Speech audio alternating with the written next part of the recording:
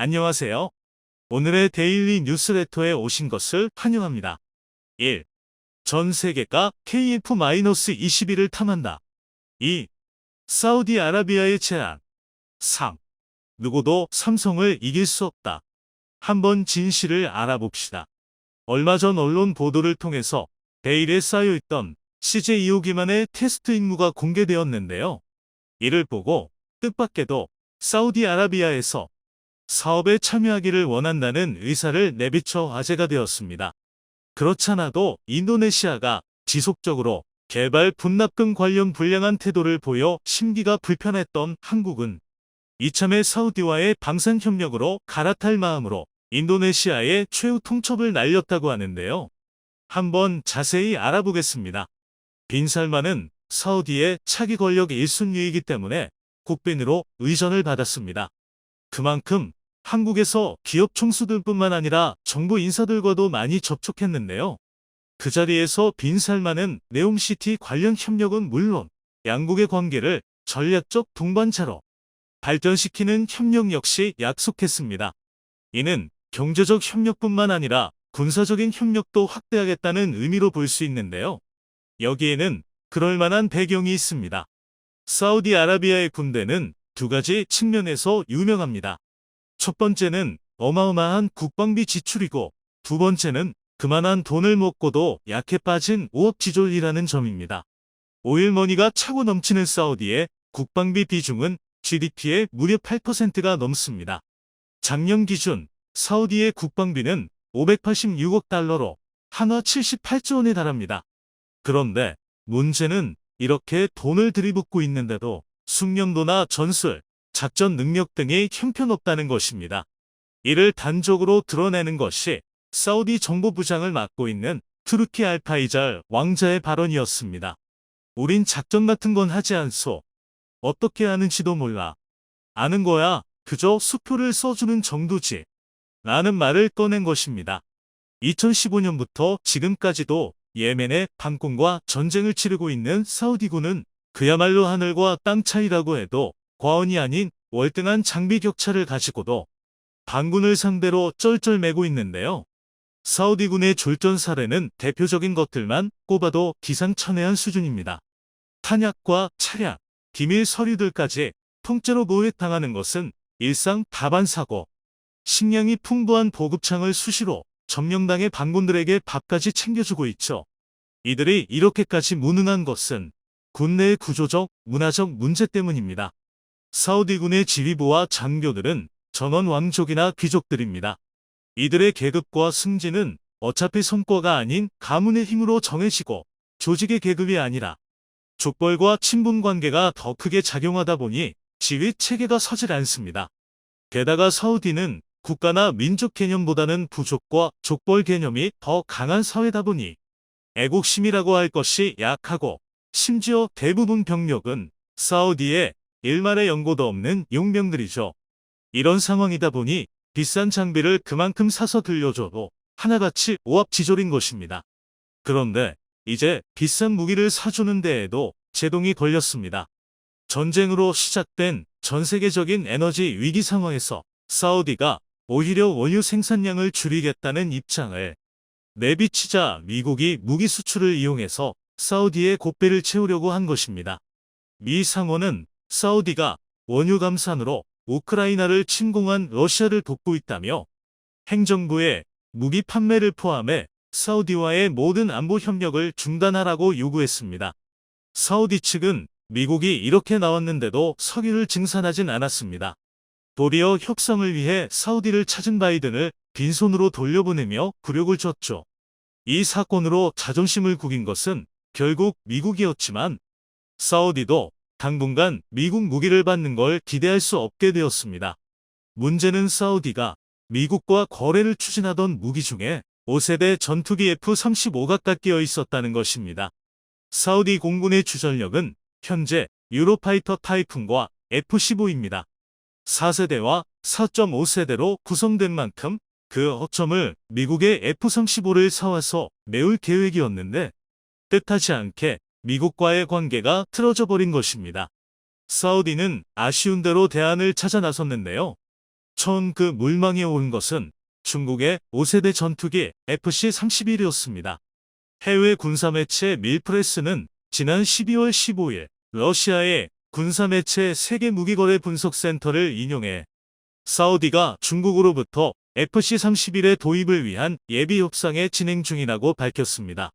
특히 중국 정부는 사우디와의 협상 과정에서 FC-31에 대한 기술 이전까지 고려 중인 것으로 알려졌는데요. J-35로도 불리는 FC-31은 일단은 5세대 전투기기는 하지만 그 평가는 박한 편입니다.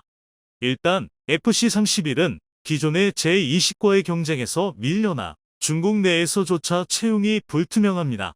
또한 외형부터 제10 번호까지 미국의 F-35를 베껴놨는데 내부는 그럴 수 없었을 테니 실제 성능은 F-35에 준하지 못할 것이라는 관측이 우세한 상황이죠.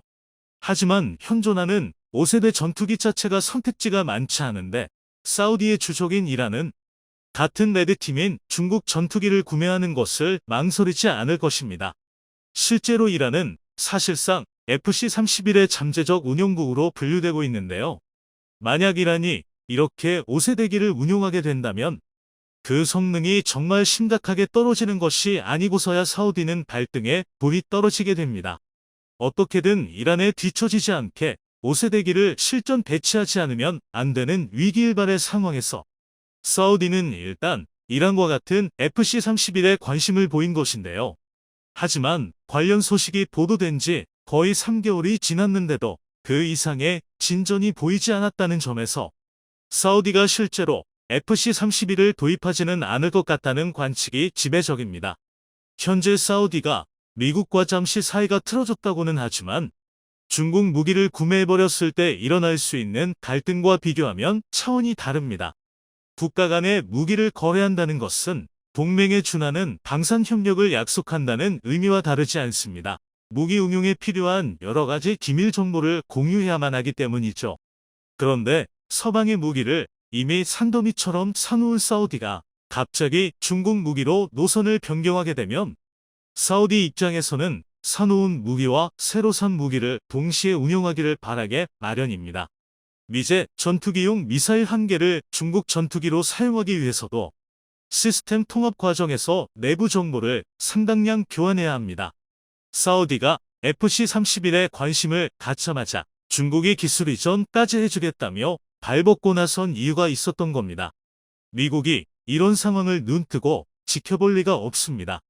사우디가 만약 조바심에 중국 무기를 구매하게 되는 순간 미국은 사우디의 완전히 등을 돌리게 될 것입니다. 사우디가 아무리 원유라는 믿는 구석이 있더라도 이런 상황이 되는 것까지는 바라지 않을 겁니다. 결국 사우디는 다른 대안을 찾지 않으면 안 되는 상황. 이때 등장한 것이 한국입니다. 최근 국산 초음속 전투기의 시제 2호기가 비행에 성공한 것은 많은 분들이 아실 겁니다. 하지만 2호기가 맡는 역할이 무엇인지는 그다지 알려지지 않았죠. 타이는 동일한 사양의 시제기를 여러 개 만들어서 서로 다른 테스트 임무를 맡김으로써 개발 기간을 단축하는 전략을 활용하고 있는데요. 이 중 2호기가 맡은 주요한 역할은 하중시험, 외장 분리 실험, 고반음각 시험의 세 가지입니다. 하중시험과 외장 분리 실험의 경우 무장 투사 능력에 관한 것으로 보이는데요. 탑재 무장이 가하는 하중을 기체가 어느 정도까지 견딜 수 있는지, 작전 상황에서 외장 탑재한 무장을 문제없이 분리하고 투사할 수 있는지를 실험하게 될 것입니다.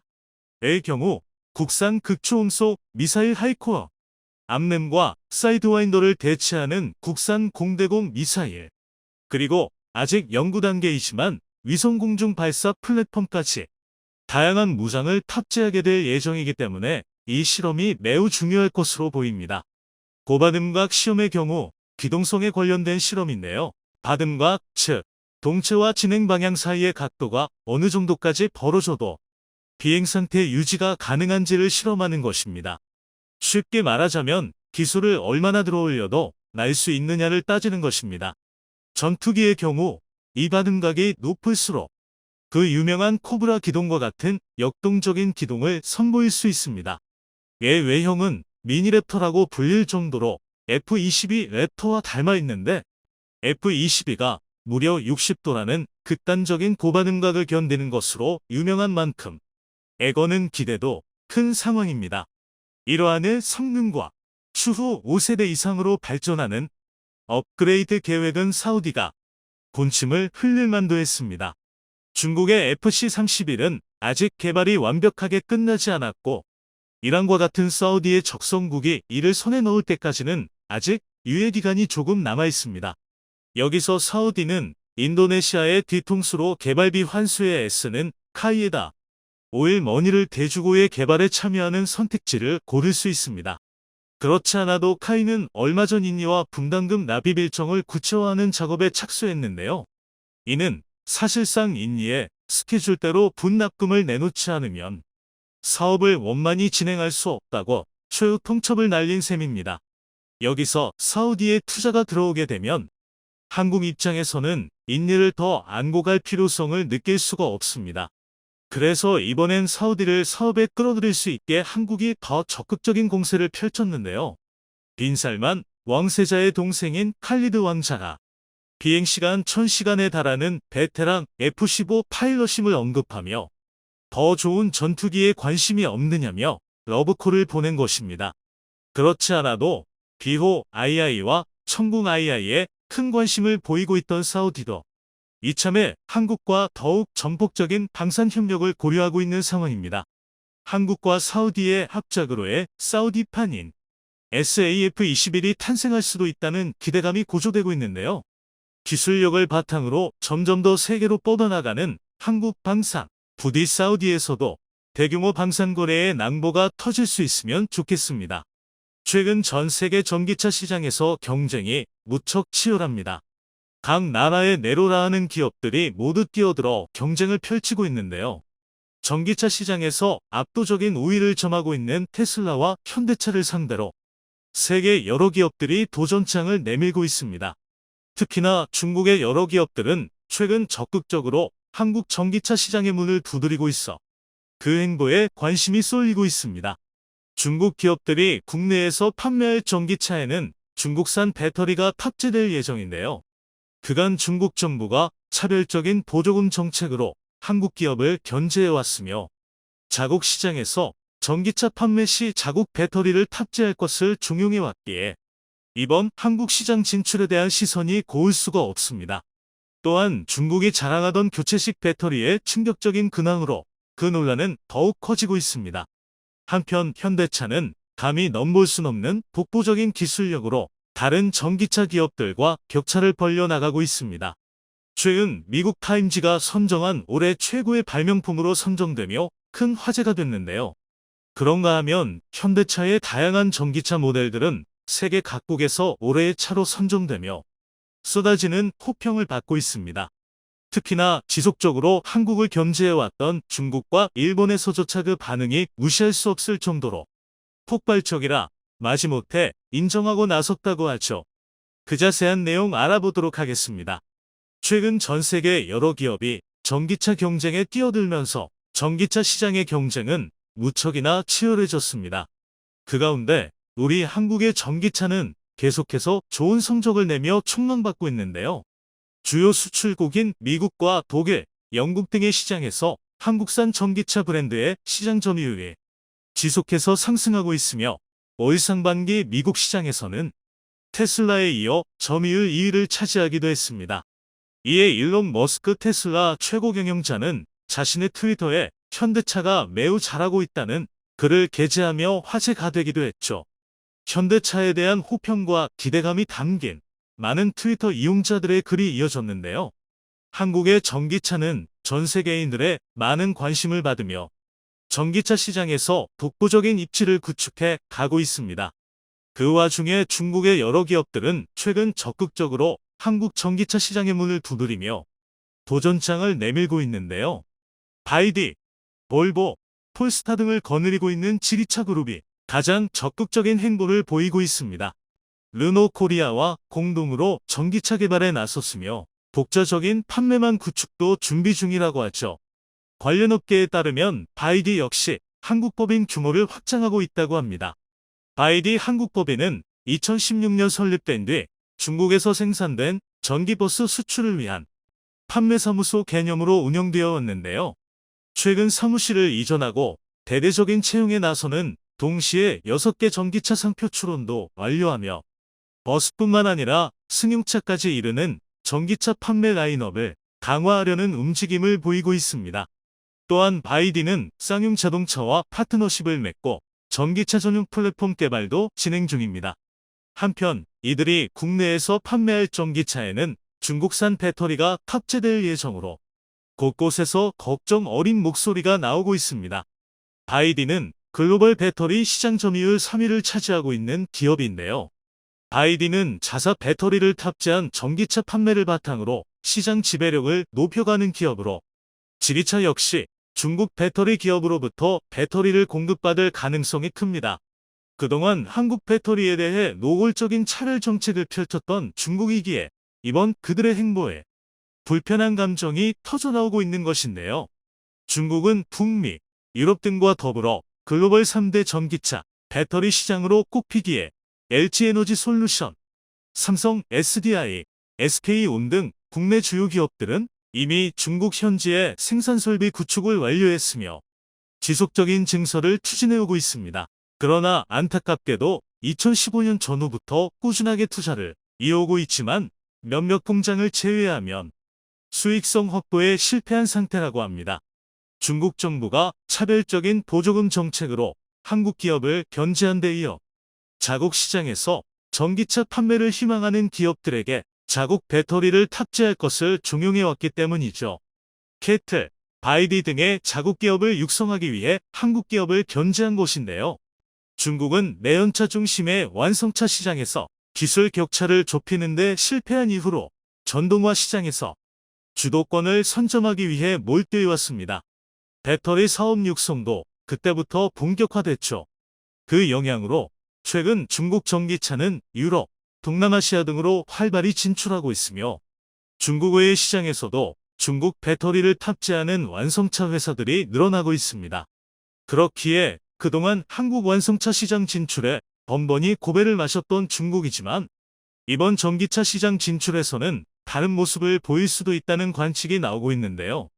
이에 한 국내 배터리 업계 관계자는 중국에서 판매되는 전기차의 한국산 배터리 탑재 문제가 여전히 해결되지 못한 상태에서 중국산 배터리를 장착한 전기차가 우리 도로를 누비게 된 상황을 어떻게 곱게 바라볼 수 있겠느냐며 기울어진 운동장을 바로잡기 위해 정부의 관심과 노력이 필요하다고 목소리를 높였습니다.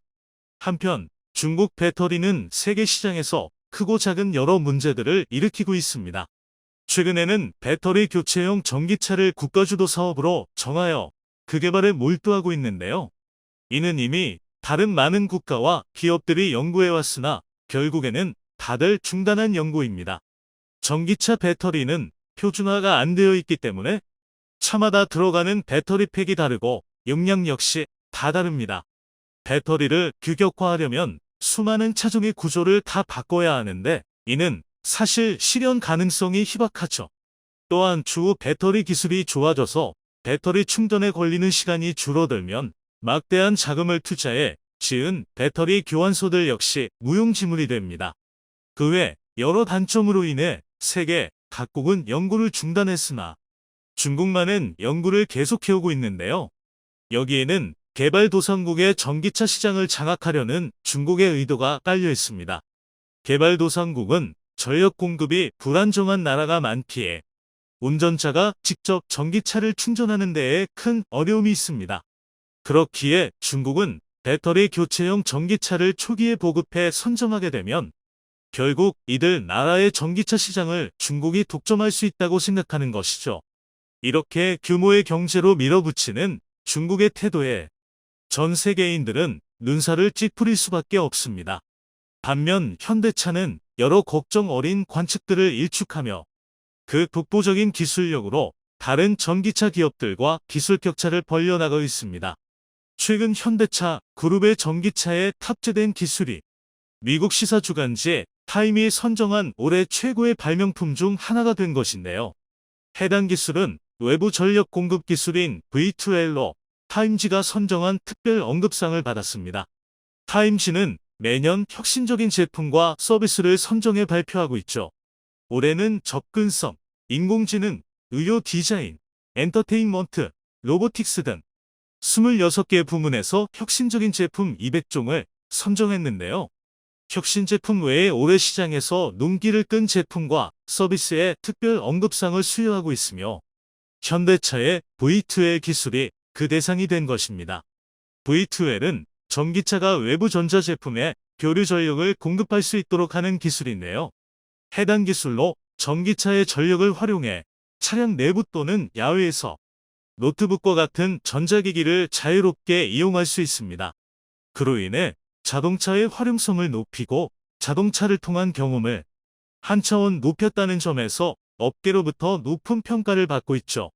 특히나 72.6kWh 용량의 배터리가 적용된 아이오닉 5의 경우 4인 가족 기준 가구가 약 5일 동안 사용하는 전력량 약 60kWh도 충분히 공급할 수 있는데요.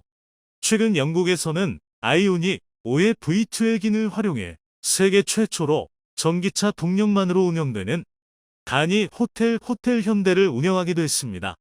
아이오닉 5는 최대 3.6kW의 전력을 제공해 일상생활을 하는데 필요한 모든 전기를 화재 등 별다른 걱정 없이 이용할 수 있습니다.